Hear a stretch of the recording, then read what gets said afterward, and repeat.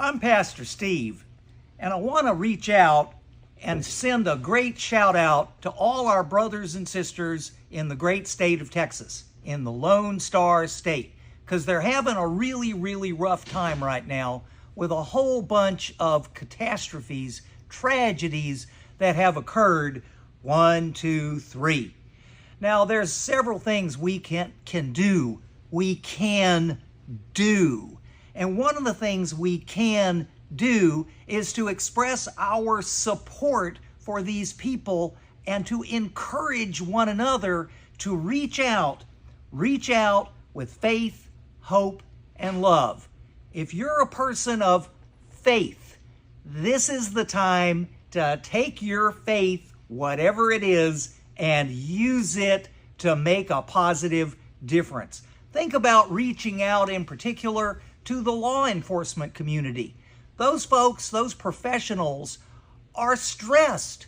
They've had a lot of stuff to have to deal with, and that is going to change everything for them because training and other expectations the community has have to be met, and they're going to meet them.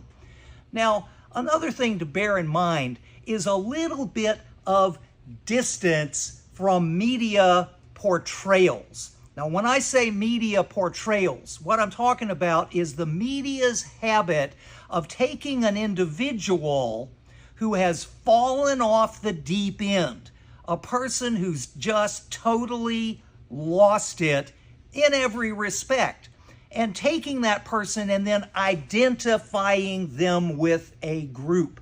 And this happens on both sides in the media, on both sides of the red-blue divide. So, for instance, taking the 3 recent events in Texas, the one that happened first in this series, the guy was an illegal immigrant.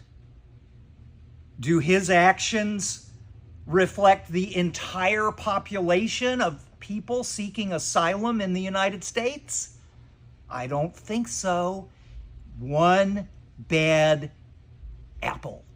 What about the other guy, and the one I think just yesterday or the day before, where he identifies with a right-wing ideology?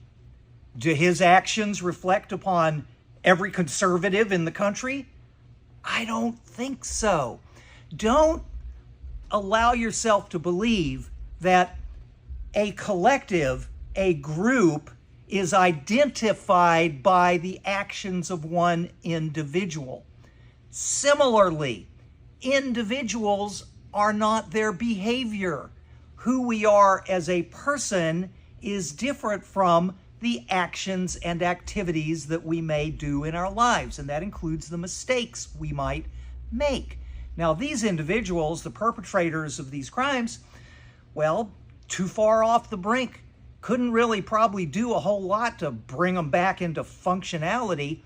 The key is to try to reach people in the moment of their despair. Reach them at the time they're in trouble, when they're first losing confidence in civil society, in their faith, in their family, in their friends, whatever it is, the grievance they may have that has pushed them into despair.